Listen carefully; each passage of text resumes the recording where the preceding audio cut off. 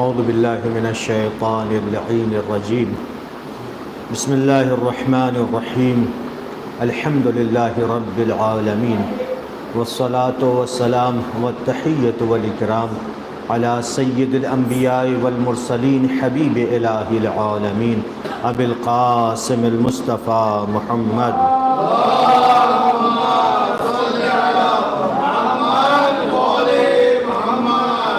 وآلہ الطیبین الطاہرین المعصومین المظلومین الغر المیامین الذین اذهب اللہ عنہم الرجس وطہرہم تطہیرا.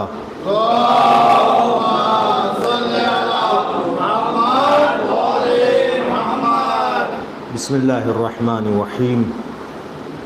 انا انزلناہ فی لیلۃ القدر وما ادراک ما لیلۃ القدر لیلۃ القدر خیر من الف شہر تنزل الملائکۃ والروح فیہا بإذن ربہم من کل امر سلام ہی حتی مطلع الفجر.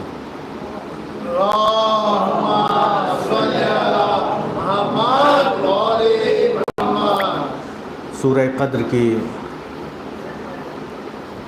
تفسیر کل مختصر بیان ہو سکی تھی. اس سورے میں شب قدر کے حوالے سے علماء نے کافی گفتگو کی ہے. مفسرین نے بہت سے مطالب بیان کیے ہیں. کل ترجمہ کر چکا ہوں, آج پھر ترجمہ کر کے پھر تفسیری گفتگو کو آگے بڑھاتا ہوں. اللہ تعالیٰ فرما رہا ہے کہ ہم نے اس قرآن کو شب قدر میں نازل کیا. وما ادراک ما لیلۃ القدر, تمہیں کیا معلوم شب قدر کیا ہے. پھر اللہ خود گویا اس کا جواب دے رہا ہے. خود اللہ نے کہا تمہیں کیا معلوم شب قدر کیا ہے. پھر اللہ خود ہی شب قدر بتا رہا ہے کہ شب قدر ہے کیا. اللہ کہہ رہا ہے لیلۃ القدر خیر من الف شہر. شب قدر 1000 مہینوں سے افضل ہے. کل بیان کیا تھا 1000 مہینوں میں کتنی راتیں بنتی ہیں؟ 30,000. یعنی ایک رات 30,000 راتوں سے افضل ہے. اور یہ رات کیسی رات ہے؟ شب قدر جس میں اللہ نے قرآن نازل کیا ہے. تنزل الملائکۃ والروح فیہا بإذن ربہم. اور یہ شب قدر ایسی رات ہے کہ اس رات میں ملائکہ اور روح اپنے پروردگار کے امر کو, اپنے پروردگار کے اذن سے تمام امر کو لے کر نازل ہوتے ہیں. جتنی بھی چیزیں ہونے والی ہیں سال بھر کے تمام واقعات حالات کو لے کر نازل ہوتے ہیں. اور یہ رات بندوں کے لیے سلامتی ہے. سلام یعنی سلامتی ہے. سلام ہی حتی, کہاں تک یہ سلام ہی یعنی یہی لیلۃ القدر. ہیا کی ضمیر پلٹ رہی ہے لیلۃ القدر کی طرف. آپ لوگ تو ضمیر وغیرہ پڑھ چکے ہیں, جانتے ہوں گے کہ ضمیر مؤنث کی لیلہ رات مؤنث ہے, لہٰذا ہیا کی ضمیر پلٹ رہی ہے کس کی طرف؟ لیلۃ القدر کی طرف. سلام ہیا یعنی یہ رات, یہ شب قدر کیا ہے؟ مطلع حتی مطلع الفجر. یہ سلامتی ہے کہاں تک؟ طلوع فجر تک. کچھ مطالب کل بیان ہو چکے تھے, آج بہت سے مطالب ہیں. سرسری طور پہ سب پہ نظر ہو جائے تو بہتر ہے, چونکہ اہم مطالب ہے. بالکل یہاں پر ہیں تو مطالب بہت زیادہ مفسرین نے پیش کیے ہیں کہ صرف اتنے مطالب بیان کیے ہیں کہ ایک ہفتہ گفتگو صرف اسی پہ چلے. لیکن یہ کہ یہاں پر اس کتاب کے اندر اس تفسیر نور الثقلین میں نچوڑ پیش کر دیا ہے جو خاص خاص مطالب ہیں، لہٰذا میں تیزی کے ساتھ بیان کر دیتا ہوں۔ حدیث میں آیا ہے رسول اکرم صلی اللہ علیہ وآلہ وسلم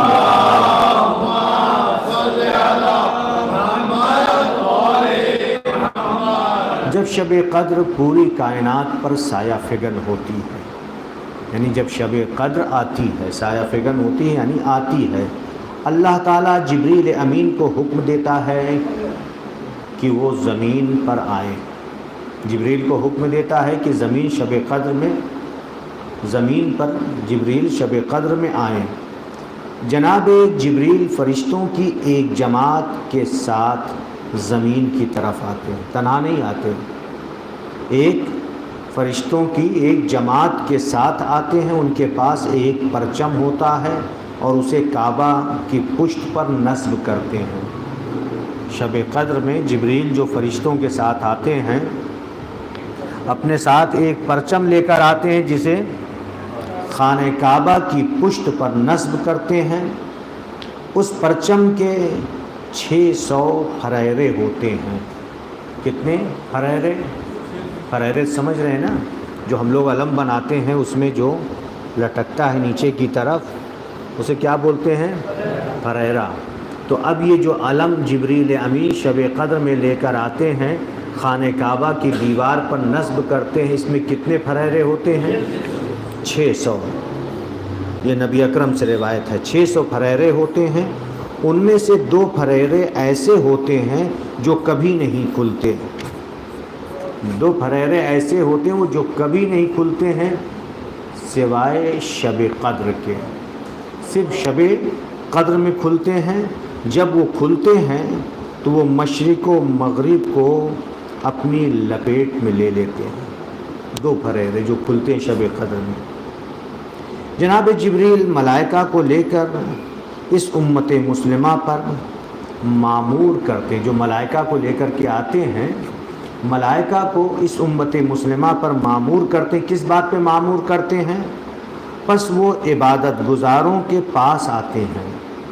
شب قدر میں جو عبادت کرتا ہے، نماز پڑھتا ہے، قرآن کی تلاوت کرتا ہے، استغفار کرتا ہے، جو جس لائق ہو، شب قدر میں اگر کوئی نماز نہیں پڑھ سکتا ہے کھڑے ہو کر کے، بیٹھ کر کے پڑھے۔ ابھی روایت آئی ہے، امام سے پوچھا گیا ہے، بیٹھ کر کے بھی نہیں پڑھ سکتا ہے تو لیٹ کر کے پڑھے۔ اگر یہ بھی نہیں پڑھ کر سکتا ہے بیٹھ کر کے یا لیٹ کر کے نماز نہیں پڑھ سکتا ہے تو استغفار کرتا رہے، تسبیح پڑھتا رہے۔ اس رات کی اتنی اہمیت ہے، اس رات کو یوں ضائع نہ کریں۔ اور ہم لوگ بھی کوشش کریں، جاگتے تو ہیں، کبھی یہ ہوتا ہے بعض جگہوں پہ یا بعض لوگوں کو دیکھنے میں آتا ہے کہ جاگ تو رہیں، بیدار تو ہیں، لیکن دوسری چیزوں میں مصروف رہتے ہیں۔ یوں اس طرح سے یہ ہے کہ اس رات میں نماز پڑھیں، قرآن کی تلاوت کریں، یا یہ کہ تسبیح پڑھیں، استغفار کریں، صلوات پڑھیں، جو بھی، یعنی رات میں بیکار نہ رہیں، کسی نہ کسی ذکر میں شب قدر میں مشغول رہیں۔ تو یہاں پر یہ ہے کہ جبریل امین فرشتوں کو لے کر کے آتے ہیں اور فرشتوں کو امت مسلمہ پر معمور کر دیتے ہیں۔ وہ فرشتے کیا کام کرتے ہیں؟ فرشتے عبادت گزاروں کے پاس آتے ہیں۔ فرشتے آئیں گے عبادت گزاروں کے پاس، جب کوئی قیام میں ہوتا ہے یا قعود میں، قیام کی حالت میں ہے، قعود کی حالت میں ہے، رکوع میں ہے، سجدے میں ہے، ذکر کر رہا یا تسبیح کر رہا، جو جس حالت میں ہے، یہ فرشتے آتے ہیں۔ آنے کے بعد کیا کرتے ہیں؟ ان سب کو سلام کرتے ہیں۔ معمولی چیز نہیں ہے، شب قدر میں فرشتے آسمان سے آ کر کے ہمیں اور آپ کو سلام کریں۔ کس کو کرتے ہیں؟ جو قیام میں ہے یا قعود میں ہے یا رکوع میں ہے یا سجود میں ہے یا ذکر کر رہا ہے یا تسبیح، کچھ بھی، ابھی ہم نے عرض کیا نا، کچھ بھی کرے، مشغول رہے، ذکر پروردگار کرتا رہے، ان پر سلام کرتے ہیں اور ان کے ساتھ مصافحہ کرتے ہیں، اور جب وہ دعا مانگتے ہیں وہی فرشتے ان کی دعاؤں پر آمین کہتے ہیں۔ فرشتے آمین کہتے ہیں جب دعا مانگتے ہیں. معصوم فرشتے آمین کہیں اور دعا مستجاب نہ ہو. اسی لیے ہے کہ اس رات کو کسی بھی طرح سے مس نہیں کرنا چاہیے. بہت سے لوگوں کو پورے سال اس رات کا انتظار رہتا ہے کہ یہ رات آئے. جو جانتے ہیں معرفت، اصل چیز معرفت ہے. جب معرفت ہوتی ہے تب انسان کی نظر میں اس کی اہمیت ہوتی ہے. اگر معرفت ہی نہیں ہے تو شب قدر یا جو بھی رات آئے اور گزر جائے کوئی پرواہ نہیں. فرشتے کیا کرتے ہیں؟ آمین کہتے ہیں. اور یہ سلسلہ طلوع فجر تک جاری رہتا ہے. یہ ابھی پڑھانا آپ نے، سلام ہی حتی مطلع الفجر، طلوع فجر تک جاری رہتا ہے. جب فجر طلوع کرتی ہے تو جبریل امین ندا دیتے ہیں. توجہ سے سنیے، جب فجر طلوع ہو جاتی ہے، یعنی آئے شب میں کب تک رہے؟ طلوع فجر تک. لیکن جب فجر طلوع ہو جاتی ہے تو جبریل امین ندا دیتے ہیں، کہتے ہیں اے فرشتوں واپس چلو، اے فرشتوں واپس چلو، واپس چلو. 2 بار کہتے ہیں واپس چلو، واپس چلو. اس وقت وہ فرشتے جناب جبریل سے کہتے ہیں اللہ تعالیٰ نے اپنے ان عبادت گزار بندوں کو کیا انعام دیا. فرشتے، جبریل کون لے کے آیا ہے؟ جبریل لے کے آئے نا فرشتوں کو. اور یہ فرشتے اس طرح سے ساتھ میں رہے، مومنین کے آمین بھی کہی، سب کچھ. پھر اب جب طلوع فجر ہو گئی تو جبریل کہتے ہیں فرشتوں واپس چلو. تو اب یہ فرشتے سوال کرتے ہیں، ملائکہ سوال کرتے ہیں کہ اللہ تعالیٰ نے آج کی شب اپنے بندوں کو کیا انعام دیا ہے. انعام یعنی گفٹ، اللہ کی طرف سے گفٹ کیا ہے، انعام کیا ہے. جناب جبریل کہتے ہیں کہ اللہ نے اپنے ان بندوں پر نظر رحمت اور بخشش فرمائی ہے.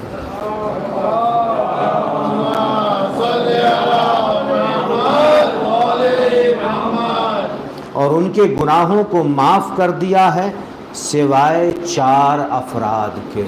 اللہ اکبر، معمولی چیز نہیں ہے. یہی نظر رحمت ہو جائے بس، اس کے علاوہ ہمیں کچھ نہیں چاہیے. اللہ کی نظر رحمت، نظر کرم، نظر لطف ہو جائے اور وہ بخش دے. اس کے علاوہ ہم کچھ چاہتے ہیں؟ کیا چاہیے ہمیں؟ صرف اللہ کی نظر کرم، نظر رحمت چاہیے، وہ ہمیں بخش دے اور گناہوں کو معاف کر دیتا ہے. لیکن سوائے 4 افراد کے. یہ یاد کر لیجئے، آپ لوگ لکھ لیجئے. شب قدر میں اللہ تعالیٰ کی نظر کرم، نظر رحمت ہوتی ہے اور اپنے بندوں کو بخش دیتا ہے، گناہوں کو معاف کرتا ہے سوائے 4 افراد کے. جبریل فرما رہے ہیں وہ 4 افراد، وہ 4 آدمی کون ہیں؟ جو شراب پیتا ہے. اللہ اکبر. حدیث میں آیا ہے کہ ہمارا شیعہ وہ ہے کہ جو کبھی شراب نہیں پی سکتا. اگر کوئی شیعہ شراب پی رہا ہے، نشہ کر رہا ہے، وہ شیعہ نہیں ہے، وہ شیعہ نہیں ہے. کیونکہ اہل بیت سے جب ہم منسوب ہو گئے ہیں، ہم منسوب ہیں اہل بیت سے. شیعہ یعنی کیا؟ شیعہ اثنا عشری ہے، یعنی 12 کے پیرو، 12 کے نقش قدم پہ چلنے والے ہم اہل بیت سے منسوب ہیں. جب اہل بیت سے منسوب ہیں تو اہل بیت اتنے مطہر، پاک و پاکیزہ، اتنے بلند ہیں تو ہم اپنے آپ کو بھی اتنا ہی بلند بنائیں. پہلا کیا ہے؟ معاف نہیں کیا جائے گا جو ہمیشہ شراب پیتا ہے. دوسرا، جو والدین کا نافرمان ہے. معمولی چیز نہیں ہے. یعنی شرابی کی فہرست میں کون آ رہا ہے؟ عاق الوالدین، نافرمان. عاق کہتے نافرمان کو. جو والدین کا نافرمان ہے۔ تیسرے کون ہے؟ قاطع رحم، قطع رحم کرنے والا۔ قطع رحم جتنے بھی قریبی رشتہ دار ہیں، چچا ہیں، ماموں ہیں، خالو ہیں، چچا زاد بھائی، ماموں زاد بھائی، پھوپھی زاد بہنیں وغیرہ وغیرہ، یہ سب جتنے ہیں کس میں آتے ہیں؟ یہ سب ارحام میں آتے ہیں، یہ سب قریبی ہیں بالکل۔ کبھی ہوتا ہے کہ انہی سے رشتہ توڑ لیا جاتا ہے، دوسرے لوگوں سے دوستی رہتی ہے، ہوتا ہے نہیں؟ انہی لوگوں سے، یعنی جو رحم میں ہیں، انہی سے رشتہ توڑ لیا جاتا ہے، دوسرے لوگوں سے بڑے دوستانہ روابط رہتے ہیں، جن کے ساتھ اسلام نے کہا ہے جڑ کے رہو، محبت کرو، یہاں تک کہا ہے سلو ارحامکم ولو بالسلام، اپنے قریبی رشتہ دار ارحام یعنی سے جڑ کر کے رہو، چاہے سلام ہی کے ذریعے کیوں نہ ہو، ایک سلام کر کے۔ فون کیا، موبائل اب تو بہت آسان ہو گیا ہے، فون کر کے احوال پرسی کیجئے، سلام کر لیجئے، گویا آپ نے صلہ رحمی کر لی ہے۔ بات چیت بند، غرور تکبر میں آ جاتے ہیں کہ وہ ہم سے نہیں بول رہے ہیں تو ہم بھی نہیں بولیں گے، وہ نہیں بات کر رہے ہیں، آپ جا کے بات کیجئے، آپ بلند ہو جائیں گے، آپ کے گناہ بخش دیے جائیں گے جو پہل کرے گا۔ لہٰذا تیسری چیز کیا ہے؟ قطع رحم کرنے والا۔ شب قدر میں سب بخشے جائیں گے سوائے 4 کے، شراب پینے والا، والدین کا نافرمان، قطع رحم کرنے والا، اور چوتھے کیا ہے؟ چوتھے شاجن۔ شاجن لکھ لیجئے، شاجن ابھی وضاحت کروں گا۔ چوتھے کون ہے؟ شاجن۔ چونکہ حدیث میں لفظ شاجن آیا ہے تو لوگوں نے رسول اللہ سے پوچھا، اے اللہ کے رسول یہ شاجن کون ہے؟ نبی اکرم نے بھی حدیث میں شاجن ہی کہا تو لوگوں نے پوچھا کہ اے اللہ کے رسول یہ شاجن کون ہے؟ آپ نے فرمایا جو لوگوں کے تعلقات کو توڑنے کی کوشش کرتا ہے۔ لوگوں میں تعلقات ہیں نا، کچھ لوگ ہوتے ہیں نا شاجن ہوتے ہیں، کیا کرتے ہیں؟ سازش نہیں، شاجن۔ ہاں اچھا، آپ اردو میں کہہ رہے ہیں سازش کر کے جو ہے تعلقات توڑ دیتے ہیں، یعنی دو بھائیوں کو، دو مومن بھائیوں کو لڑانے والا، حمالۃ الحطب والا کام کرتے ہیں۔ ہوتا ہے نا کہ ادھر کی بات ادھر لے جا کر کے، جو نمامی جس کو کہتے ہیں، چغل خوری، جو بہت سختی سے منع کیا ہے وہ اسی لیے کیونکہ دو بھائیوں میں جا کر کے آپ نے ذکر کر دیا، جو محبت تھی وہ محبت دور ہو گئی، ناراض ہو گئے۔ اسلام نام ہے جوڑنے کا، اسلام نام توڑنے کا نہیں ہے، اسلام اس کو پسند نہیں کرتا ہے، اور جو توڑتا ہے اس پر اللہ کا غضب نازل ہوتا ہے۔ یہ 4 گروہ آگے آپ لوگوں نے لکھ لیا، تیزی سے بڑھتے ہیں چونکہ بہت سی روایتیں ہیں تاکہ اس کو مکمل کر لیں۔ اور پھر اس کے بعد ابن عباس سے روایت ہے کہ رسول اللہ نے فرمایا بنی اسرائیل میں، دوسری روایت، یہ روایت مکمل ہو گئی۔ دوسری روایت میں ابن عباس سے روایت ہے کہ رسول اللہ نے فرمایا بنی اسرائیل میں ایک شخص نے جنگی لباس زیب تن کر رکھا تھا، اس نے اسے 1000 ماہ نہیں اتارا اور مسلسل اللہ کے راستے میں جنگ کرنے کے لیے آمادہ رہا۔ کتنے سال تک؟ 1000 مہینے تک۔ یہاں پر ابھی کیا آیا ہے؟ 1000 مہینے کا ذکر ہے نا، تو بنی اسرائیل کا ایک شخص 1000 مہینے تک جنگی لباس پہنے ہوئے جنگ کے لیے آمادہ رہتا تھا، آمادہ پیکار رہتا تھا۔ یہ سن کر صحابہ کرام نے تعجب کیا اور اپنی آرزو کا اظہار کیا کہ کاش اس قسم کی فضیلت و افتخار ہمارے بھی حصے میں آ جائے۔ جب یہ سنا کہ 1000 مہینوں تک جنگی لباس زیب تن کر کے رکھا تو صحابہ نے یہ آرزو کی، اے کاش کی یہ ایسی فضیلت ہمارے بھی حصے میں آ جائے۔ تو یہ سورہ قدر نازل ہوا کہ شب قدر کی عبادت 1000 ماہ کی عبادت سے افضل ہے۔ شان نزول معلوم ہوا؟ یہ ذہن میں بٹھا لیجئے، اس وقت یہ سورہ قدر نازل ہوا۔ اگر تم چاہتے ہو تو 1000 مہینے جنگی لباس پہننے کی ضرورت نہیں ہے، صرف ایک رات زحمت کر لو، صرف ایک رات زحمت کر لو۔ تو یہ ایک رات کیا ہے؟ ایک رات کی عبادت 1000 مہینوں سے افضل ہے۔ اسی طرح سے کتاب کمال الدین اور تمام النعمہ میں اس کو بھی ذکر آ گیا ہے، بیان کر دوں کہ سورہ قدر کی کیا فضیلت ہے، کہ سورہ قدر کی تلاوت کہاں کہاں کی جا سکتی ہے، کچھ حدیثیں روایتیں کل بیان کی ہے۔ ایک حدیث یہ بھی آ رہی ہے کہ کن مواقع پر کہاں کہاں سورہ قدر کی تلاوت کی جائے۔ تو یہاں پر یہ ہے کہ حضرت ذکر ہو جائے اپنے وقت کے امام کا بھی۔ حضرت حکیمہ خاتون علیہ السلام سے روایت ہے، جو حضرت امام حسن عسکری علیہ السلام کی پھوپھی تھی۔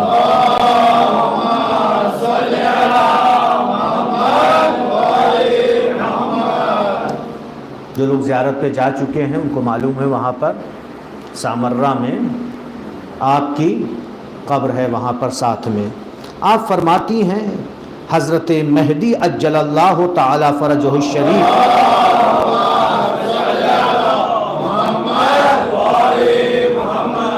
کی شب ولادت امام حسن عسکری علیہ السلام نے مجھے حکم دیا کہ آپ اس رات ہمارے گھر میں گزاریں۔ میں اس رات حضرت نرجس خاتون کے ساتھ رہی۔ آپ فرماتی ہیں کہ طلوع فجر تک میں آپ کی دیکھ بھال کرتی رہی، لیکن آپ میرے پاس آرام کے ساتھ سوئی رہی۔ جناب نرجس خاتون آرام کے ساتھ سوئی رہی، لیکن کوئی آثار حمل نمایاں ولادت ہونے والی ہے۔ پتہ چل جاتا ہے جب خواتین حاملہ ہوتی ہیں، ولادت کا وقت بالخصوص جب قریب ہوتا ہے تو آثار اس کے ہوتے نمایاں۔ لیکن نرجس خاتون جب حاملہ تھیں، ولادت کی شب آ گئی، تب بھی کوئی آثار نمایاں نہیں تھی۔ یہ اللہ کی طرف سے انتظام تھا، چونکہ معتمد عباسی جو خلیفہ تھا وہ اس جستجو میں رہتا تھا کہ امام حسن عسکری علیہ السلام کی زوجہ اگر کوئی حاملہ ہو یا کوئی کنیز حاملہ ہو تو اس کا ثبت حمل کرا دے۔ باقاعدہ کچھ دایا آتی تھیں جاسوسی کے لیے۔ تو یہ اللہ کی طرف سے انتظام ہوا، ایسے ہی انتظام ہوا جس طرح سے مادر جناب موسیٰ کے لیے انتظام ہوا تھا کہ جناب موسیٰ پیدا ہو گئے۔ قرآن کی آیت ہے نا کہ فرعون نے کیا کیا تھا، بنی اسرائیل فرعون یذبحون ابناءہم ویستحیون نساءہم، قرآن کی آیت ہے کہ جتنے بیٹے پیدا ہوتے تھے سب کو قتل کروا دیتا تھا کہ موسیٰ پیدا نہ ہو سکیں، اور لڑکیوں کو زندہ چھوڑ دیتا تھا۔ یہی کیفیت امام زمانہ عجل اللہ تعالی فرجہ الشریف کے لیے بھی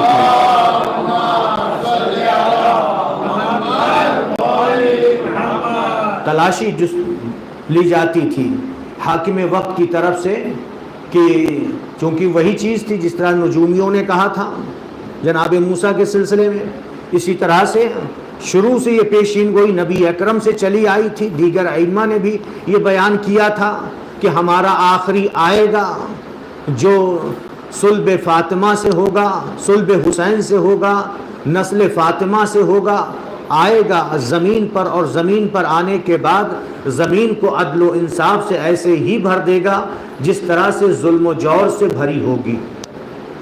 تو جو آخری معتمد عباسی جو خلیفہ تھا اس کو فکر تھی کہ جب وہ آئے گا تو ظلم کا خاتمہ کرے گا، لہٰذا اس نے یہ کوشش کی تھی کہ ولادت ہی نہ ہو سکے۔ لیکن اللہ نے جب چاہا، جس طرح سے جناب موسیٰ پیدا ہوئے اور جناب موسیٰ کو اسی کے فرعون کے گھر میں پروان چڑھایا۔ مکروا مکر اللہ واللہ خیر الماکرین، وہ اپنی جتنی بھی تدبیریں چاہیں تدبیریں کر لیں، اللہ کی تدبیر سب سے بہتر تدبیر ہے۔ واللہ متم نورہ ولو کرہ المشرکون یا ولو کرہ الکافرون، اپنے نور کو پائے تکمیل تک پہنچانے والا اللہ ہے، چاہے مشرکین و کافرین کو برا ہی کیوں نہ لگے، ناگوار گزرے۔ تو یہاں پر بھی جلدی جلدی روایت بیان کر دے رہا ہوں۔ جو ہی طلوع فجر ہوئی تو ان کے جسم اقدس میں گھبراہٹ ہوئی، نرجس خاتون کے، تو میں نے، حکیمہ خاتون بیان فرما رہی، تو میں نے انہیں اپنے سینے سے لگا لیا اور میں نے امام علیہ السلام کو آواز دی، 11ویں امام کو۔ آپ نے فرمایا ان پر سورہ قدر پڑھو۔ یہ پوری روایت جو پیش کی ہے بس اسی مطلب کے لیے کہ سورہ قدر پڑھنے کے لیے امام نے حکم دیا۔ اس سے ہی پتہ چل رہا ہے جب ولادت کا وقت قریب ہو تو خاتون پر جو وہاں پر موجود ہو اسے کیا پڑھنا چاہیے؟ سورہ قدر۔ سورہ قدر سے ہے بھی کہ لکھا بھی ہے، سورہ قدر سے ولادت میں پڑھ دینے سے ولادت میں آسانی ہوتی ہے۔ سورہ قدر پڑھو۔ میں نے ان پر سورہ قدر پڑھی اور ان سے ان کا حال پوچھا تو انہوں نے فرمایا جس امر کی خبر آپ کو میرے آقا نے دی ہے ان کی ولادت کے آثار ظاہر ہو چکے ہیں۔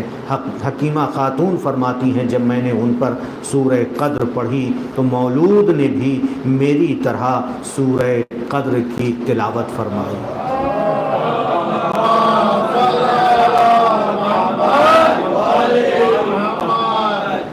مولود سمجھ رہے کون؟ امام زمانہ عجل اللہ تعالیٰ فرجہ شریف نے۔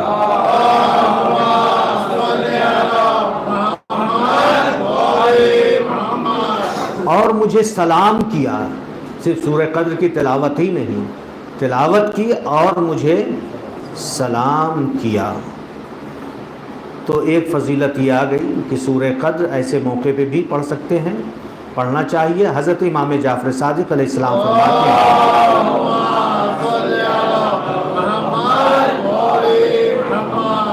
جو آدمی شب قدر میں سو گیا، دوسری روایت آئی ہے، جو آدمی شب قدر میں سو گیا کہ جس رات انسان کی قسمت بنتی ہے، شب قدر میں قسمت بنتی ہے اور وہ سو گیا اور احکام خداوندی نازل ہوتے ہیں اس رات میں، تو ایسا آدمی اس سال حج نہیں کر سکے گا، ایسا آدمی اس سال حج نہیں کر سکے گا۔ شب قدر ماہ رمضان کی 23ویں رات سے منسوب ہے، زیادہ اس کے لیے ہے، ابھی یہ بھی آئے گا کہ شب 19 شب 21 کیا ہے اور شب 23 کیا ہے، حدیث میں بیان کیا، امام سے پوچھا گیا، امام نے جواب فرمایا ہے کیونکہ اس رات حاجیوں کے نام لکھے جاتے ہیں، حاجیوں کے نام اس رات لکھے جاتے ہیں کہ اس سال کون حج پہ جائے گا، کہ اس سال کس کو حج پر جانا ہے۔ اسی رات میں رزق اور موت کی تقسیم بھی ہوتی ہے، صرف حج ہی کی بات نہیں ہے، رزق اور موت بھی، یعنی حیات، زندگی، ایک سال کا نظام اسی رات میں بنتا ہے، ایک سال کا نظام اسی رات میں بنتا ہے۔ اس بار شب قدر سے پہلے، کل کے بعد پرسوں کی پہلی شب آ جائے گی نا، یہ درس آ گیا ہے، لہٰذا آپ لوگ تازہ دم ہو کر کے پورے خلوص کے بعد ساتھ جو ہے تینوں راتوں میں عبادت کیجئے گا انشاءاللہ۔ اللہ تعالی ہم سب کو توفیق دے کہ شب قدر کو درک کر سکیں اور شب قدر کی اہمیت کو سمجھ سکیں۔ راوی کہتا ہے کہ میں نے عرض کیا اگر کسی کا نام اس رات میں حج کے لیے نہ لکھا جائے تو کیا اسے حج کی استطاعت نہیں ہوگی؟ آپ نے فرمایا نہیں، اسے حج کی استطاعت نہیں ہوگی، چونکہ حج کرنے کون جاتا ہے؟ جس کے اندر استطاعت پیدا ہو جاتی ہے۔ آپ نے فرمایا نہیں۔ میں نے عرض کیا ایسا کیوں ہے؟ آپ نے فرمایا اس میں لڑنے جھگڑنے اور بحث و مباحثہ کی کوئی بات نہیں ہے، یہ امر پروردگار ہے۔ کبھی ہوتا ہے نا امام سے بھی وہی چیز، جیسے کبھی کوئی مومنین میں بات سوال کرنے لگتے ہیں کیوں ایسا ہے، تو امام نے کہا اس میں لڑنے جھگڑنے کی بات نہیں ہے، بحث و مباحثہ کی بات نہیں ہے، یہ امر رب ہے، امر پروردگار ہے۔ آپ نے شب قدر میں عبادت کی تو آپ کا حاجیوں میں نام لکھا جائے گا، جب لکھ دیا جائے گا تو استطاعت آئے گی، جب استطاعت آئے گی تو اس سال آپ حج پر جائیں گے۔ صلوات پڑھ دیں۔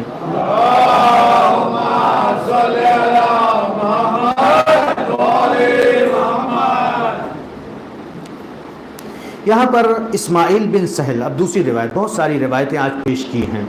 اسماعیل بن سہل روایت کرتے ہیں کہ میں نے حضرت امام محمد باقر علیہ السلام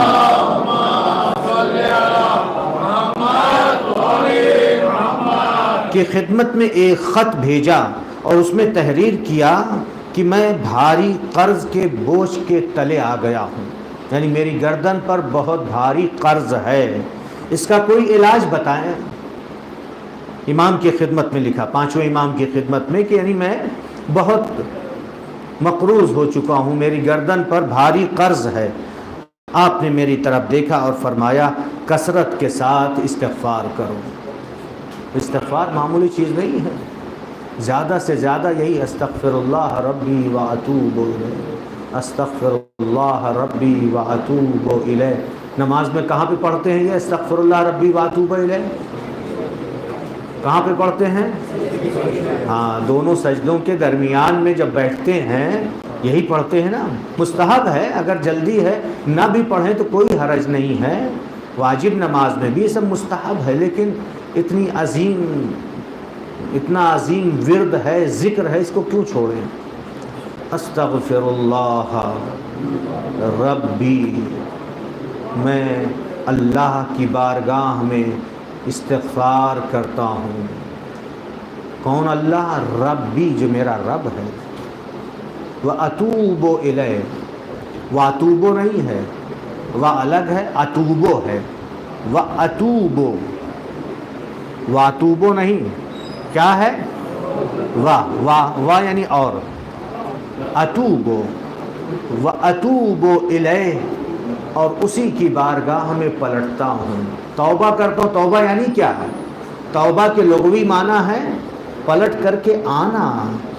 میں اپنے پروردگار سے استغفار کرتا ہوں جو میرا رب ہے، اور اسی کی بارگاہ میں آ رہا ہوں یعنی مطلب کیا؟ توبہ کر کے کیا ہو رہا ہے؟ اتوب الیہ، کیونکہ گناہ کر کے بندہ اپنے پروردگار کی بارگاہ سے دور ہو جاتا ہے، استغفار و توبہ کر کے دوبارہ اپنے پروردگار کی بارگاہ میں آتا ہے، پلٹتا ہے۔ امام نے فرمایا کثرت کے ساتھ، یعنی زیادہ سے زیادہ استغفار کرو اور سورہ قدر کی تلاوت سے اپنی زبان کو تر رکھو۔ سورہ قدر کی تلاوت سے اپنی زبان کو تر رکھو۔ اگر چاہتے ہیں کہ آپ کا قرض ادا ہو جائے، استغفار اور سورہ قدر کی تلاوت۔ حضرت امام باقر علیہ السلام نے فرمایا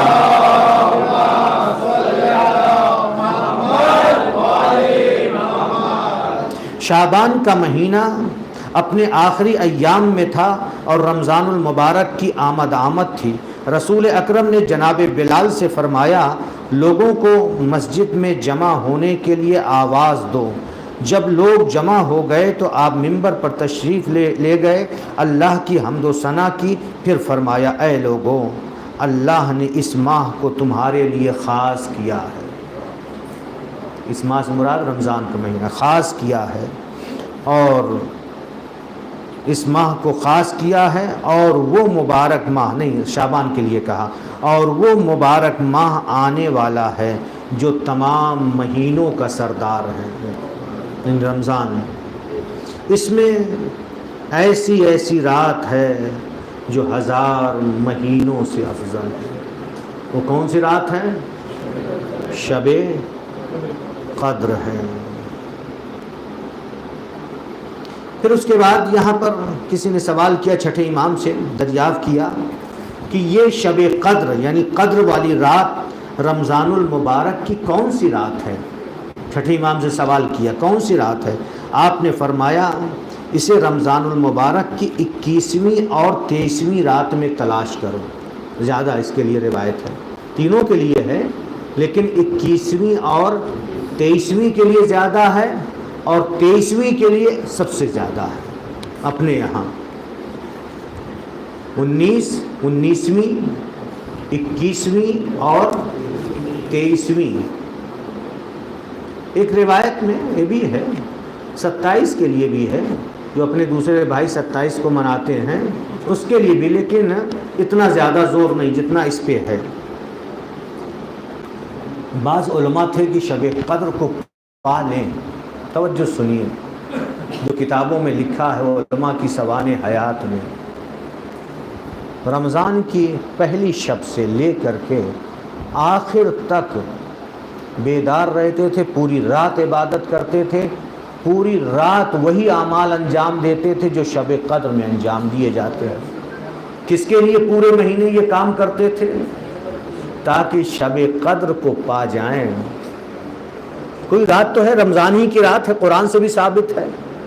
اب اس میں یہ ہے کہ شب 19 ہے، شب 21 ہے، شب 23 ہے، شب 27 ہے. زیادہ اپنے یہاں ان 3 راتوں کے لیے ہے، اور ان 3 راتوں میں سب سے زیادہ شب 23 کے لیے ہے. لیکن اب آپ لوگ یہ نہ کریں کہ صرف شب 23 میں عبادت کریں، نہیں، تمام راتوں. ابھی میں نے عرض کیا نا کہ شب قدر کو پانے کے لیے پورے رمضان ہر رات جو ہے شب قدر سمجھ کر اعمال بجا لاتے تھے تاکہ شب قدر مل جائے. راوی کہتا ہے کہ میں نے حضرت امام جعفر صادق علیہ السلام کی خدمت میں عرض کیا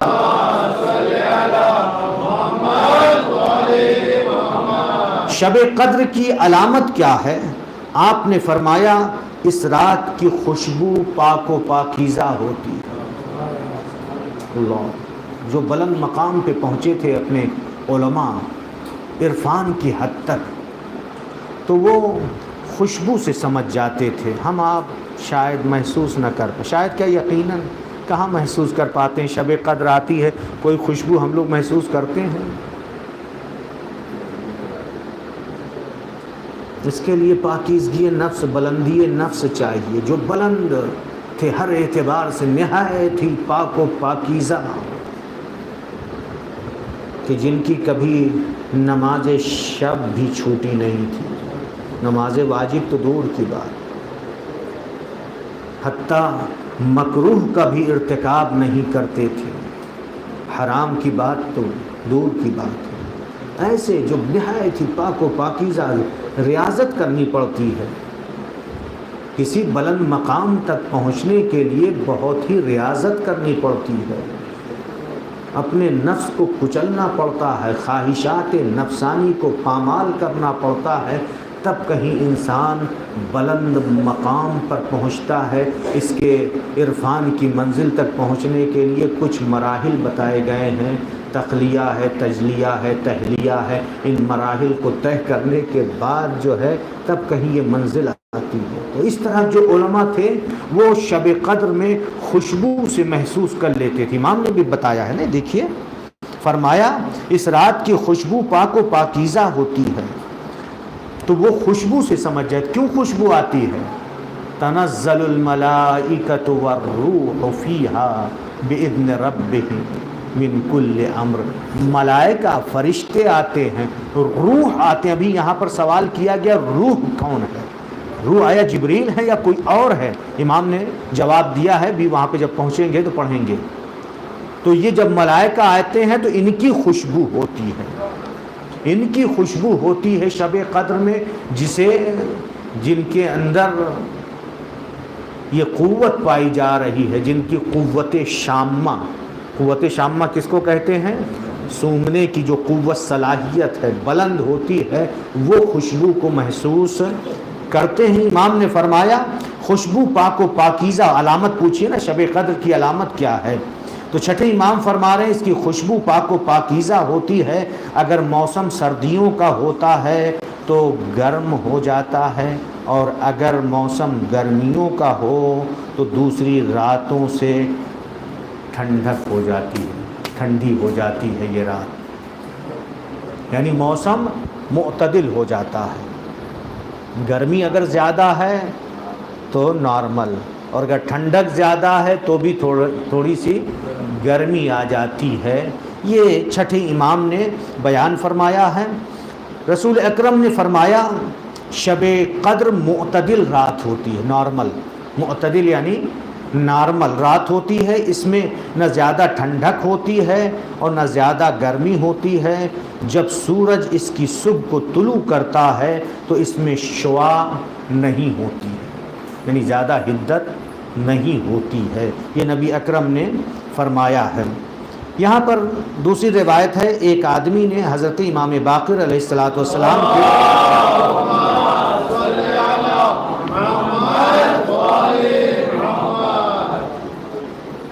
کی خدمت میں عرض کیا، اے فرزند رسول، اگر کچھ کہوں تو آپ ناراض تو نہیں ہوں گے؟ سوال کیا ہے یہ کہہ کے کہ اگر میں کچھ کہوں تو آپ ناراض تو نہیں ہوں گے؟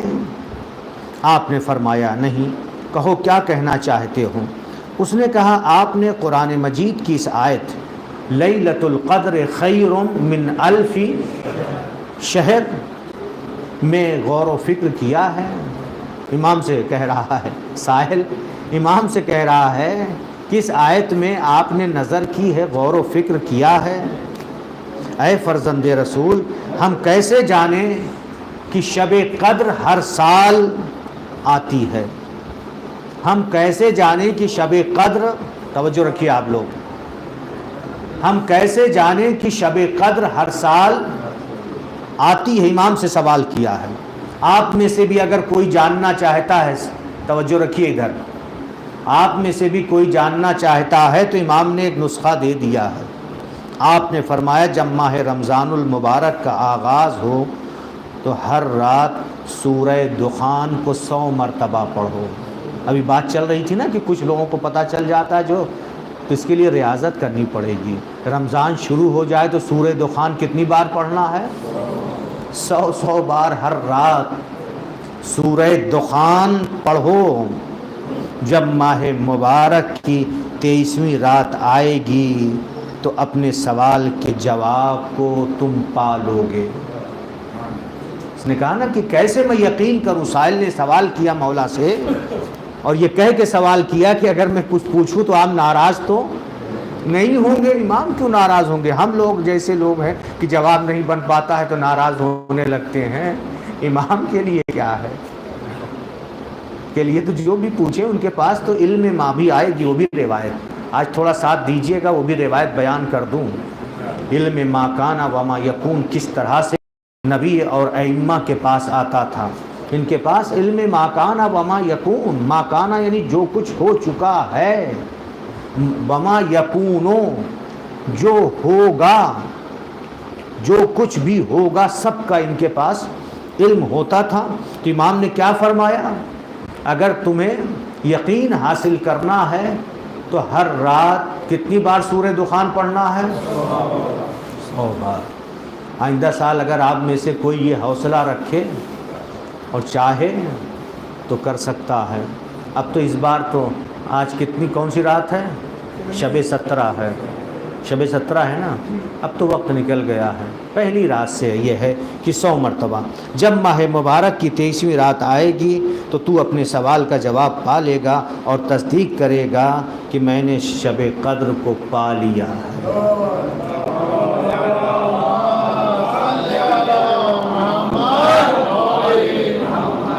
اب آئیے 5ویں امام سے روایت ہے کہ جب امیر المومنین حضرت علی کی شہادت ہوئی، حضرت امام حسن نے مسجد میں خطبہ فرمایا۔ مولا کی شہادت کے بعد، دفن کے بعد، حسن مجتبیٰ علیہ السلام نے مسجد کوفہ میں خطبہ ارشاد فرمایا، اللہ کی حمد و ثنا بیان کی، نبی اکرم پر درود و سلام بھیجا اور فرمایا اے لوگو، گزشتہ شب وہ ہستی اس دنیا سے رخصت ہوئی ہے. خطبہ دے رہے ہیں شہادت کے بعد، دفن ہو جانے کے بعد. اے لوگوں، گزشتہ شب وہ ہستی اس دنیا سے رخصت ہوئی ہے جو اولین پر سبقت لے گئی. جو اولین پر، اولین یعنی جتنے گزر چکے ہیں، تمام انبیاء مرسلین جتنے بھی ہیں، سب پہ سبقت لے گئی، اور بعد آنے والے اس کی گرد پا کو نہیں پا سکیں گے. بعد میں آنے والے اولین پر کس کے بارے میں بیان فرما رہے ہیں؟ مولا کے بارے میں.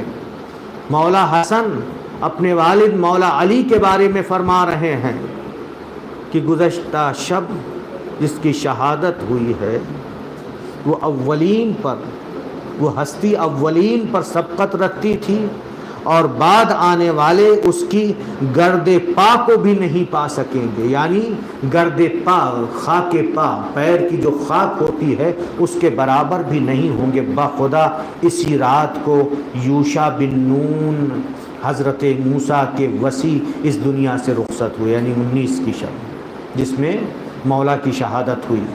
حضرت موسیٰ کے وصی یوشع بن نون، اسی رات میں جناب عیسیٰ کو آسمانوں کی طرف اٹھا لیا گیا تھا. یہ وہ رات ہے جس میں قرآن مجید نازل ہوا. امام حسن علیہ السلام نے فرمایا اسی لیے 21 کی بھی شب کیا ہے؟ اہمیت کی حامل ہے. اب یہاں پر نزول قرآن کے بارے میں چھٹے امام فرما رہے ہیں قرآن مجید رمضان المبارک میں بیت المعمور سے. اب پوچھا جاتا ہے نا کہ یہ تو آپ لوگوں نے تو سنا کہ 23 سال میں 13 سال مکے کی زندگی، 10 سال مدینے کی زندگی، قرآن نازل ہوتا رہا. تو یہ جو اللہ کہہ رہا ہے انا انزلناہ فی لیلۃ القدر، ہم نے اسے شب قدر میں نازل کیا ہے، تو یہ کیسے؟ جس کا جواب یہاں پر موجود ہے کہ رمضان المبارک میں بیت المعمور سے دفعتاً نازل ہوا. دفعتاً یعنی ایک ساتھ بیت المعمور سے نازل ہوا، ایک ساتھ نازل ہو چکا تھا بیت المعمور سے. پھر 3 سال تک جو ہے اس طرح سے سلسلہ رکا رہا، اس لیے 20 کا ورنہ 23 کہہ لیجئے. 23 سال کے عرصے میں یا 20 سال کے عرصے میں تدریجاً شان نزول اس لیے بیان کیا جاتا ہے، تدریجاً جو ہے قرآن نازل ہوتا رہا. پھر آپ نے فرمایا، رسول اللہ نے فرمایا، قرآن مجید رمضان المبارک کی 23ویں رات میں نازل ہوا ہے. یہ سب روایتیں ہیں، انہی تمام روایتوں سے یہ نتیجہ ملتا ہے کہ شب 19 ہے یا شب 21 ہے یا شب 23 ہے. شب 23 کے لیے زیادہ روایتیں ہیں، اس لیے جو ہے شب 23 کو جو ہے یہ ہے کہ شب قدر یہ ہے. اب شب قدر کے اعمال بیان کیے ہیں، تو یہاں پر ابھی جو جیسا میں نے بیان کر دیا کہ اگر کوئی بیٹھ کر کے نمازیں نہیں پڑھ سکتا، کھڑے ہو کر نہیں پڑھ سکتا ہے تو بیٹھ کر پڑھے، بیٹھ کے نہیں پڑھ سکتا ہے لیٹ کر کے پڑھے، اور نمازیں بھی نہیں پڑھ سکتا ہے تو اس کی جگہ پر وہ استغفار کرتا رہے، تسبیح پڑھتا رہے، صلوات پڑھتا رہے. کیونکہ یہ رات ایسی رات ہے کہ ماہ رمضان میں آسمان کے دروازے کھلتے ہیں، اور اس ماہ میں شیاطین کو قید کر دیا جاتا ہے. اس ماہ میں مومنین کے اعمال قبول ہوتے ہیں. ماہ رمضان کتنا بابرکت مہینہ ہے. رسول اللہ کے زمانے میں لوگ اس ماہ کو مرزوق نام سے یاد کرتے تھے. اللہ اکبر. اب چھٹے امام فرماتے ہیں 19 رمضان المبارک. اب دیکھیے جو 3 راتیں، ان 3 راتوں کے بارے میں سنیے، اس کو لکھ لیجئے. چھٹے امام فرما رہے ہیں 19 رمضان المبارک کو تقدیر بنتی ہے. 19 کو تقدیر بنتی ہے. تینوں راتوں میں کیا ہوتا ہے وہ سمجھ لیجئے. 21ویں رات کو فیصلہ ہوتا ہے، اور 23ویں رات کو دستخط ہو جاتی ہے. یعنی تینوں راتوں کی اہمیت ہے. 19 میں تقدیر بنتی ہے، 21 میں شب 21 میں کیا ہے؟ فیصلہ ہوتا ہے، اور 23ویں رات کو سائن ہو جاتی ہے. یعنی بس تقدیر لکھ اٹھی، سائن ہو گئی نا. اب اس کا مطلب کیا ہے؟ فائنل ہو گیا. جب تک کسی اس پہ جو کوئی تیار کیا جاتا ہے نا، کوئی پیپر یا کوئی اس طرح سے حکم نامہ یا کچھ بھی جب تک سائن نہیں ہوتی ہے تو وہ مکمل نہیں مانا جاتا. اسی طرح سے یہاں پر بھی سائن ہو جاتی ہے. پھر اس کے بعد جو ہے انا انزلناہ، اب یہاں پہ تفسیر شروع کر رہے ہیں. ابھی تفسیر یہ سب چل رہی ہے اس کی فضیلت میں. حضرت امام زین العابدین علیہ الصلوۃ والسلام نے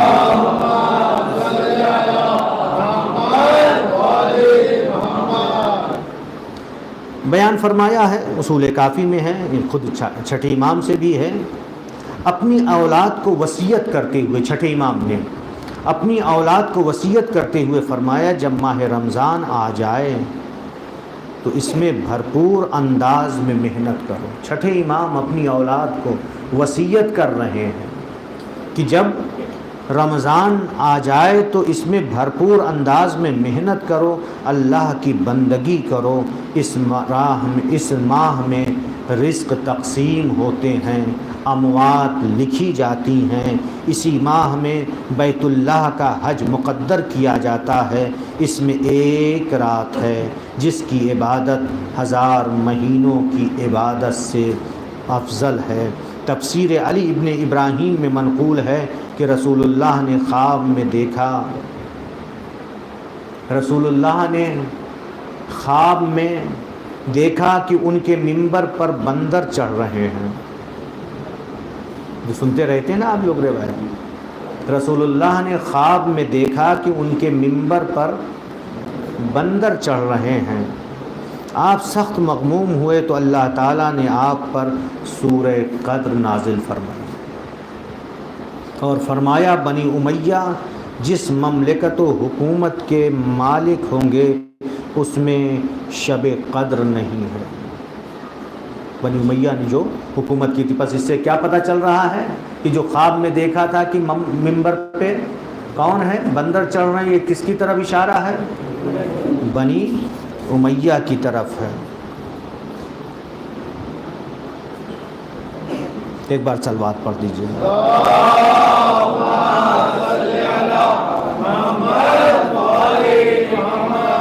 بس تھوڑا ہی اور رہ گیا ہے، اس کو آج مکمل کر لیجئے کیونکہ بار بار موقع نہیں ملتا ہے. یہ پوری روایتیں جو اس کی فضیلت میں ہیں. ابو بصیر نے چھٹے امام کی خدمت میں عرض کیا، اے میرے آقا و سردار، میں آپ پر قربان جاؤں، کیا روح سے مراد جبریل نہیں ہے؟ ابھی میں نے عرض کیا تھا نا، تنزل الملائکۃ والروح، ملائکہ اور روح نازل ہوتے ہیں. تو روح سے مراد ابو بصیر سوال کر رہے ہیں، کس سے؟ چھٹے امام سے سوال کر رہے ہیں، اے میرے آقا و سردار، کیا روح سے جبریل مراد نہیں ہے؟ امام نے فرمایا روح جبریل سے اعظم ہے، روح جبریل سے بھی افضل ہے، روح جبریل سے اعظم ہے. جناب جبریل تو ملائکہ میں سے ہیں. جبریل کن میں سے ہے؟ ملائکہ میں سے ہیں. لیکن روح کون ہے؟ روح اللہ کی مخلوق ہے جو ملائکہ سے عظیم ہے. وہ کون سی مخلوق ہے؟ یہ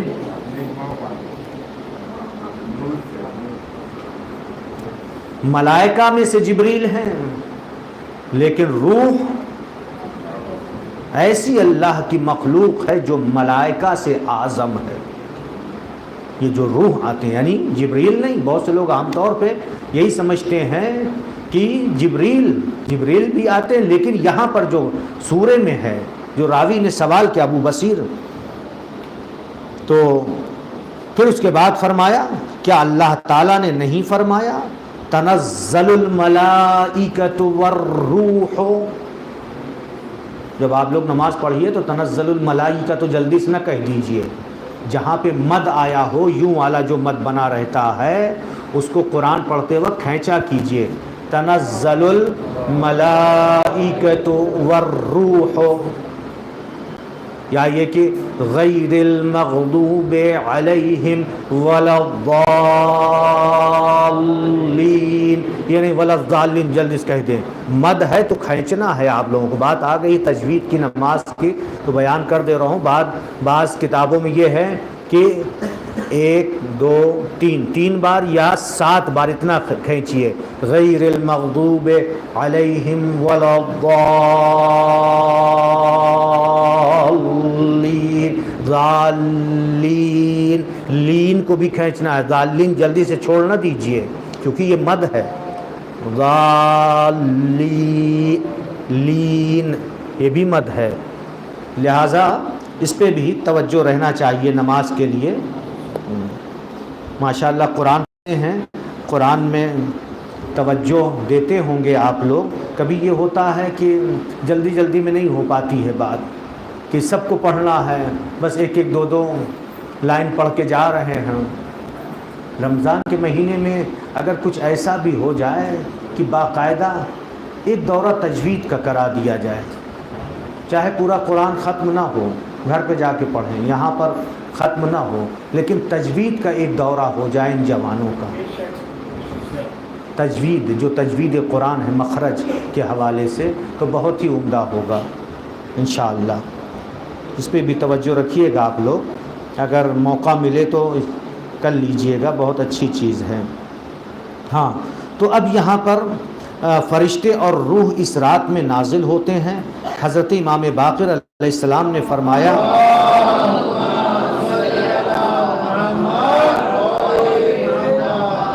اے ابو حذیل، شب قدر ہم پر مخفی نہیں ہوتی، ملائکہ اس رات اللہ اکبر. اے ابو حذیل، شب قدر ہم پر یعنی امام پر، ائمہ طاہرین پر شب قدر دوسروں پہ مخفی ہو، لیکن فرما رہے ہیں ہم پر مخفی نہیں ہوتی. کیوں؟ اس لیے کہ ملائکہ جب شب قدر آتی ہے تو ہمارا طواف کرتے ہیں.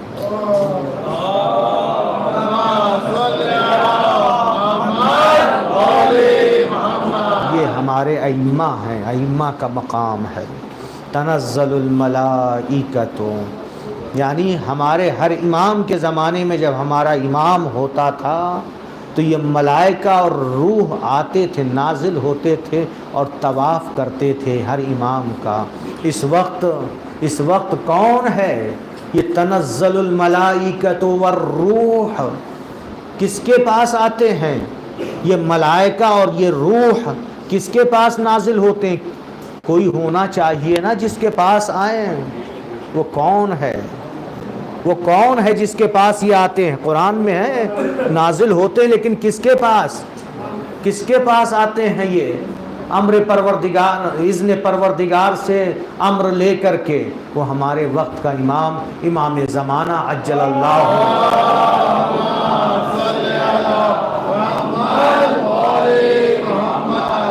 فرج و شریف ہیں. اب آئیے آخری روایت بیان کر دوں جو تھوڑی طولانی ہے، اور بس پھر اس کے بعد سلسلہ ختم کریں گے. حضرت امام باقر علیہ السلام نے ارشاد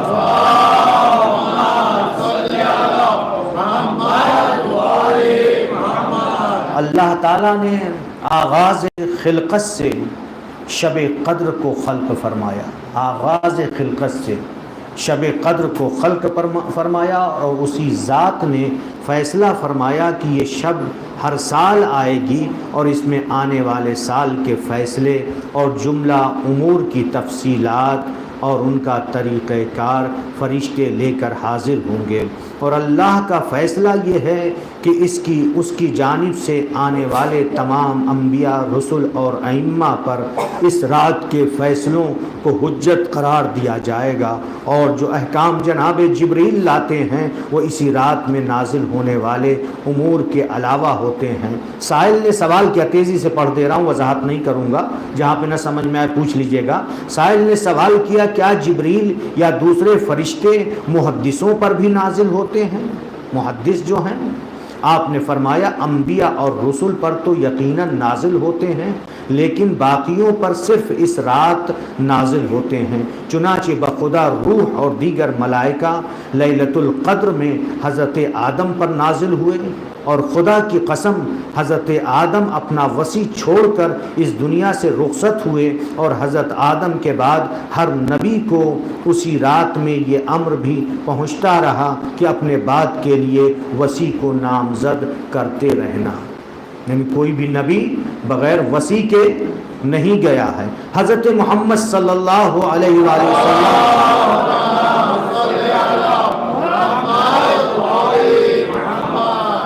کہ اوصیہ کے متعلق فرمایا وعد اللہ الذین، خداوند کریم نے ان کو نبی کے بعد اپنے علم دین اور اپنی عبادت کے لیے اپنا خلیفہ قرار دیا۔ نبی کے اوصیہ جو ہیں، جس طرح حضرت آدم کے اوصیہ ان کے بعد اللہ کے خلیفہ مقرر ہوئے اور بعد والے دوسرے نبی کی بعثت تک وہ اوصیہ تبلیغی امور سر انجام دیتے رہے۔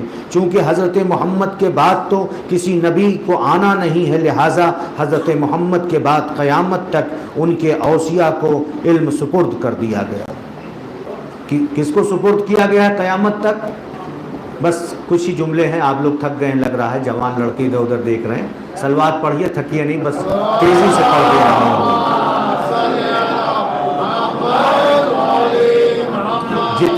جتنی روایتیں اب تک بیان کی ہیں ان تمام روایتوں کا خلاصہ اسی روایت میں ہے، ما حصل ہے یہی روایت کہ نبی اکرم کے بعد علم کس کے سپرد کر دیا گیا ہے؟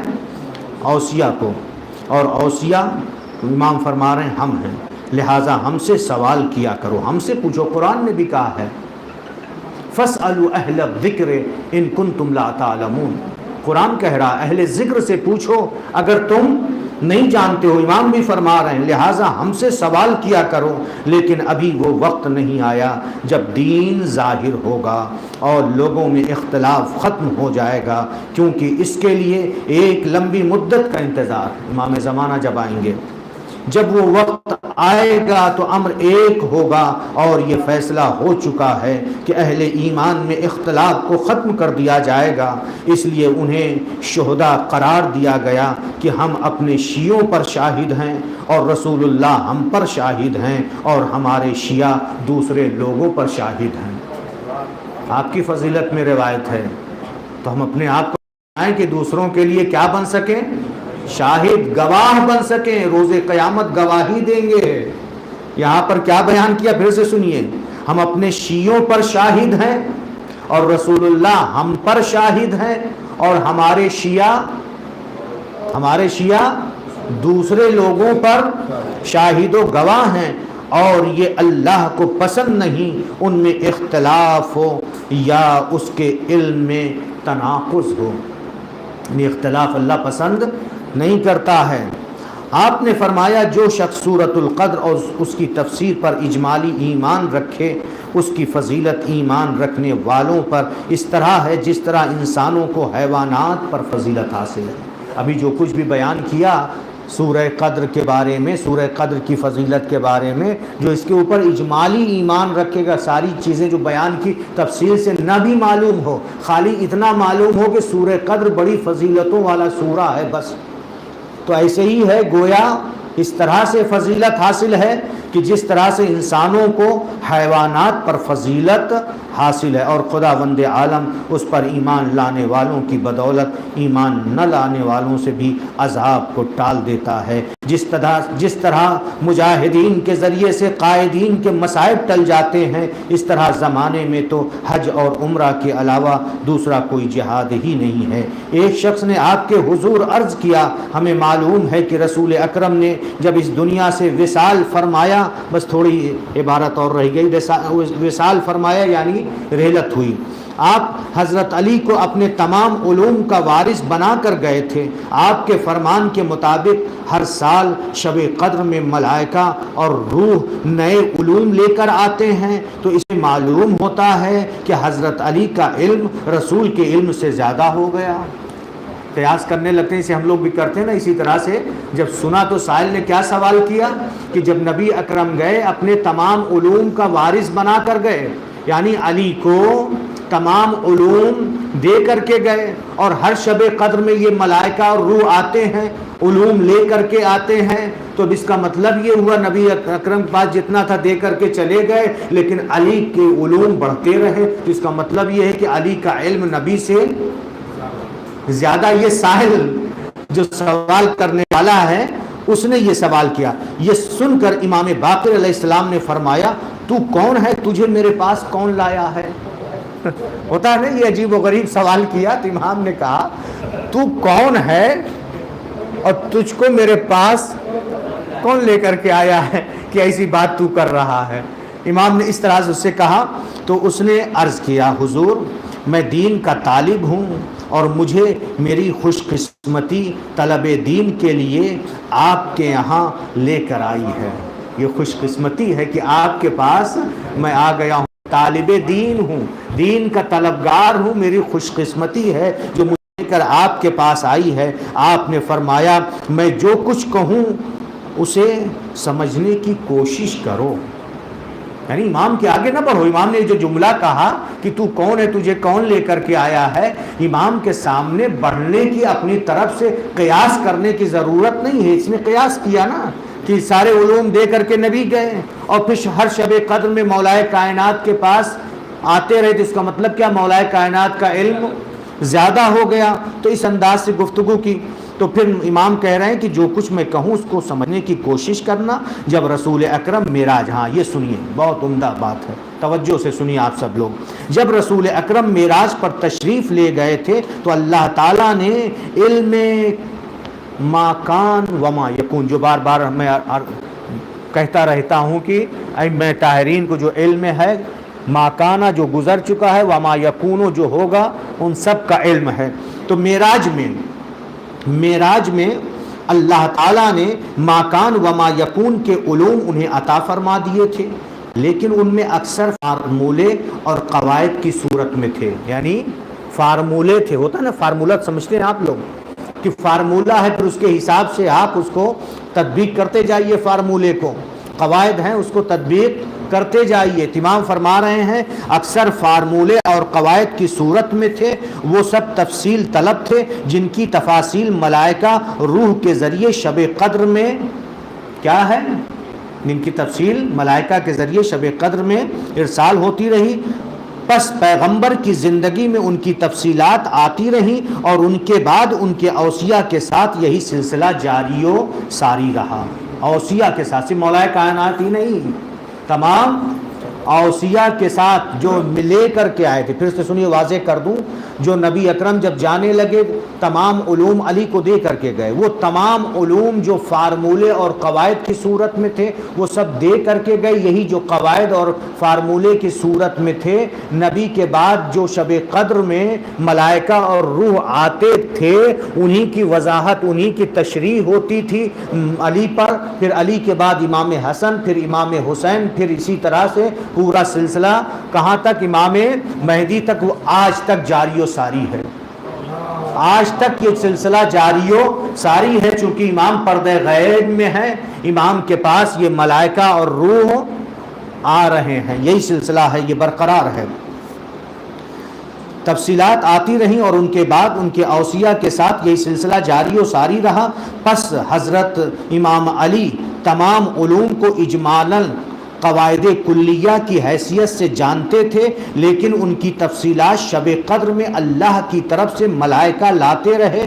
اور اس طرح یہی حال باقی ائمہ کے ساتھ رہا کہ فرشتے اللہ کی طرف سے تفصیلات لاتے رہے. مثلا یہ کرنا ہے یا وہ کرنا ہے اور اس طرح کرنا ہے، اور ایسے امور کے متعلق جن کے کلیات کا علم انہیں پہلے سے ہوا کرتا تھا. یعنی پہلے سے علم ہوتا تھا، صرف تفصیل اس کی وضاحت آتی تھی. اور وہ علم جو نبی دے کر کے گئے تھے پورا علم دے کر کے گئے. یعنی ایسا نہیں کہ اب شب قدر میں آتا رہا تو ائمہ کا اوصیاء کا علم نبی سے بڑھ گیا. نہیں، نبی کے پاس شب معراج میں تمام علوم آ گئے تھے اور وہ تمام علوم علی کو دے کے گئے. پھر جب مولا کائنات جانے لگے تو اپنے بعد وہ تمام علوم امام حسن کو، پھر جب امام حسن جانے لگے وہی تمام علوم امام حسین، پھر یکے بعد دیگرے وہی علوم منتقل سینہ بسینہ ہوتے رہے. صرف یہ ہے کہ اس کی وضاحت آتی رہی ہر شب قدر میں. آپ نے فرمایا کہ ہاں، سائل نے عرض کیا جن علوم کے کلیات کو وہ پہلے سے جانتے تھے شبہ قدر میں ان کے علاوہ ان کے پاس کون سا علم آتا تھا؟ آپ نے فرمایا وہ امر ہے جس کو ظاہر کرنے کا ائمہ کو اذن نہیں دیا گیا. سوال کیا نا کہ اس کے علاوہ وہ کون سا امر آتا تھا؟ امام نے فرمایا کہ ایسا امر ہے کہ جس کے ظاہر کرنے کی اجازت ائمہ کو بھی نہیں ہے کہ ظاہر کریں۔ بہت سے علوم ایسے تھے کہ ائمہ کو بھی اجازت نہیں تھی کہ اسے ظاہر کریں۔ امام تقی علیہ الصلاۃ والسلام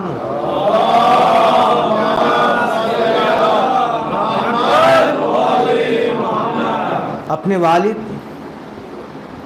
کی شہادت کے بعد مدینے میں تھے اور 7 سال کی عمر میں منبر پہ جب لے جایا گیا، لے جانے کے بعد ایک خطبے کے انداز میں بیان کیا ہے کہ میں کون ہوں، میرے پاس کون سا علم ہے، کیا ہے کیا ہے کیا ہے کیا ہے کیا ہے، بیان کرتے چلے جا رہے تھے۔ پھر ایک مقام پر پہنچے، وہ بیان کرتے ہیں کہ ہمارے سینے میں اولین و آخرین کا علم ہے، اور ہمارے سینے میں وہ علم ہے کہ اگر میں بیان کر دوں تو اس علم کو سن کر کے اولین و آخرین حیرت میں پڑ جائیں گے۔ یہ کہتے بیان کرتے چلے جا رہے تھے، ایک بارگی اپنے ہاتھ کو وضع یدہ علی فمہ الشریف، اپنے ہاتھ کو اپنے منہ پہ رکھا، اور منہ پہ رکھنے کے بعد کہتے ہیں یا محمد اسمت کما سمت آباؤک من قبل، اے محمد خاموش ہو جاؤ، بیان نہ کرو جس طرح سے تمہارے آباء و اجداد خاموش تھے۔ یعنی اس سے ہی پتہ چل رہا ہے کہ کچھ علوم ایسے بھی تھے جو ائمہ بیان نہیں کرتے تھے، بیان کر دیتے اپنے سارے علوم۔ تو ایک ہی قوم جو ہے علی کو خدا مان رہی ہے جو ان کے پاس علوم تھے، پھر معلوم ہوا کہ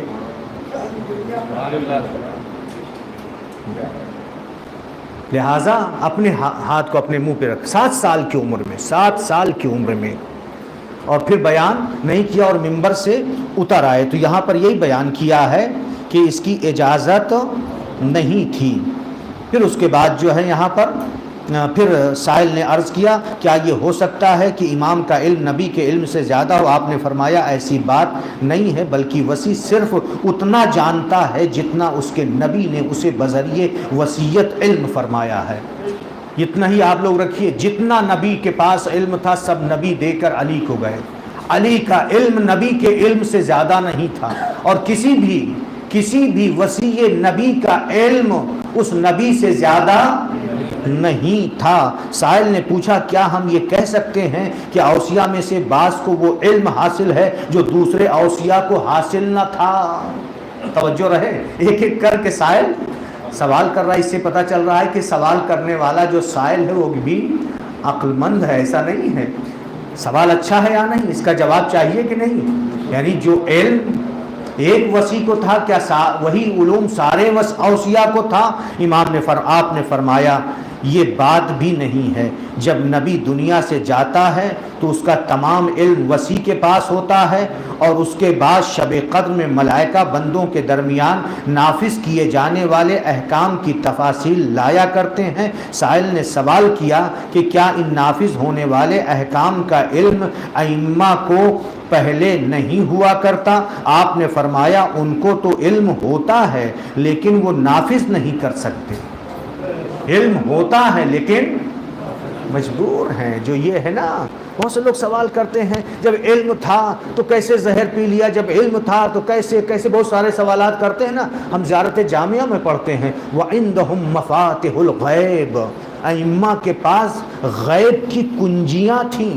وَعِندَهُمْ مَفَاتِحُ الْغَيْبِ، غیب کی کنجیاں تھی۔ آپ کے پاس کنجی ہے نا ہاتھ میں، جب آپ دروازے پہ کھڑے رہیے، جب آپ ڈالیں گے دروازہ کھولیں گے تبھی تو کھلے گا نا۔ اسی طرح سے ان کے پاس غیب کی کنجیاں تھیں، جہاں پر ان کو اللہ تعالیٰ کی طرف سے اجازت تھی وہیں پہ اپنے علم غیب کا استعمال کرتے تھے، ورنہ ہر جگہ استعمال یہ عقیدے، یہ علم کلام کی گفتگو آج ہو رہی ہے، تفسیر کے ذیل میں یہ علم کلام کی گفتگو ہے۔ کبھی کبھی آپ لوگوں کے بھی ذہنوں میں آتا ہے نا، یہ اجازت نہیں ہوتی۔ علی کو نبی کی وفات کے بعد نبی اکرم نے یہ کہا تھا اے علی میرے بعد تلوار نہ اٹھانا۔ علی نے تلوار نہیں اٹھائی، جو قلعہ خیبر 2 انگلیوں سے اکھاڑ لے، اس کے مقابل میں ان کی کوئی حیثیت تھی؟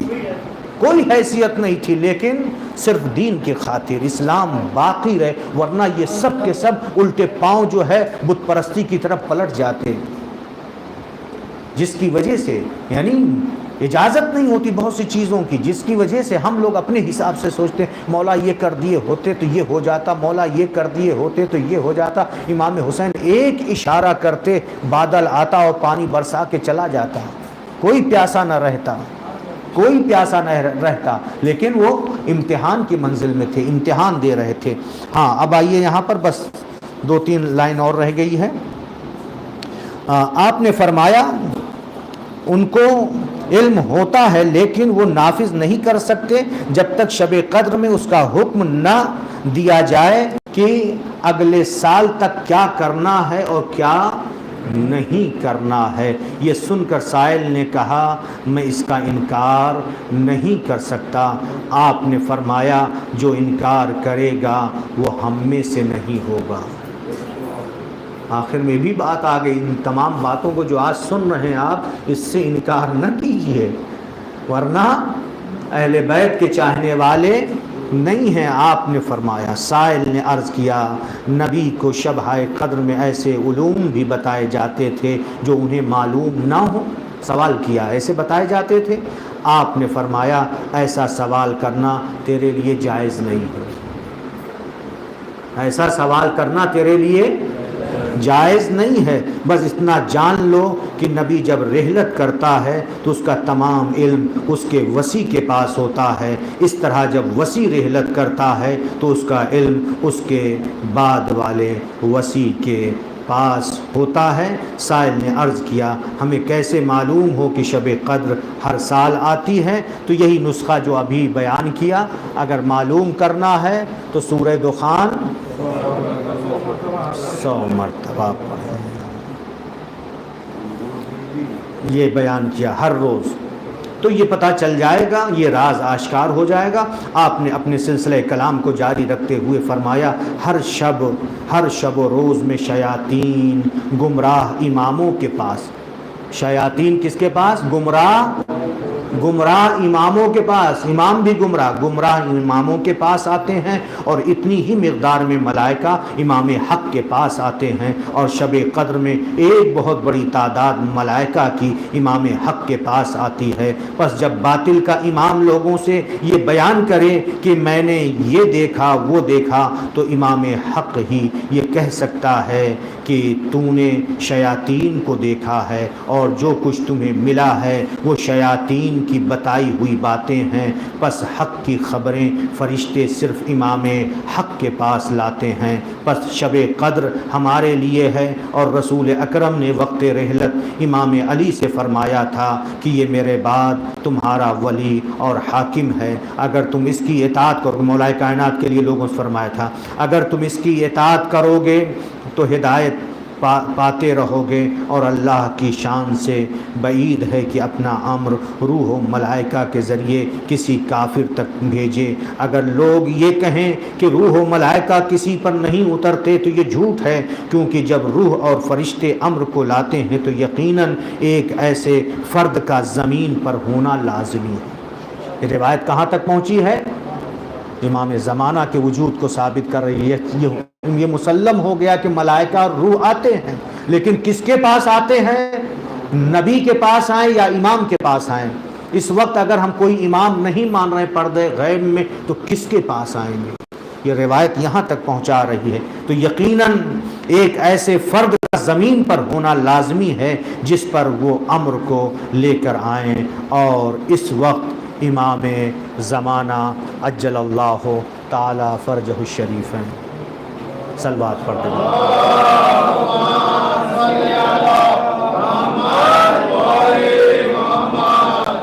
معاف کیجئے گا آپ لوگ، آج آپ لوگوں کا بہت وقت لے لیا، لیکن ایسی باتیں تھیں جو بیان کرنا ضروری تھیں۔ اللہ تعالی ہم سب کی معرفت میں اضافہ کرے، بصیرت میں اضافہ کرے، ہمارے ائمہ کی معرفت میں اضافہ کرے، ان کو سمجھنے کی توفیق دے، ان کے ارشادات پہ عمل کرنے کی توفیق عطا کر۔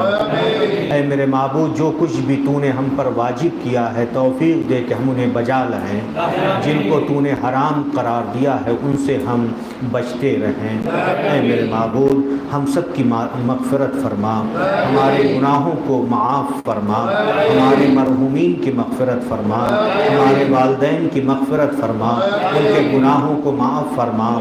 شیعان حیدر کرار جہاں پر بھی ہیں ان کو اپنے حفظ و امان میں رکھ، ان کی مشکلات و پریشانیوں کو دور فرما، جو مہلک بیماریوں میں مبتلا ہیں انہیں شفائے عاجل و کامل عنایت فرما، پرچم اسلام کو سر بلند فرما، پرچم کفر و نفاق کو سرنگوں فرما، ادبات عالیات کی حفاظت فرما، تعمیر جنت البقیع کے اسباب مہیا فرما۔ اے میرے معبود ہمیں انتظار ہے دولت کریمہ کا جو ہم زیارت دعائے افتتاح میں پڑھتے ہیں، امام زمانہ کے ظہور میں تعجیل فرما۔ ایک بار سورہ فاتحہ اور 3 بار سورہ توحید کی تلاوت کر کے جملہ مومنین و مومنات کی روحوں کو ارسال کرتے ہیں۔ بسم اللہ الرحمن الرحیم، الحمد للہ رب العالمین، الرحمن الرحیم، مالک یوم الدین،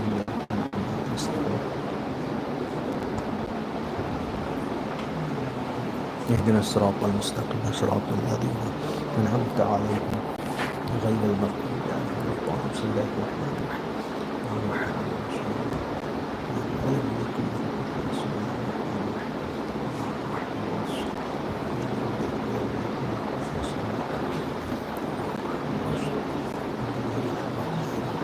اللهم اغفر للمؤمنين والمؤمنات والمسلمين والمسلمات الأحياء منهم والأموات، تابع اللهم بيننا وبينهم بالخيرات، إنك مجيب الدعوات، إنك على كل شيء قدير۔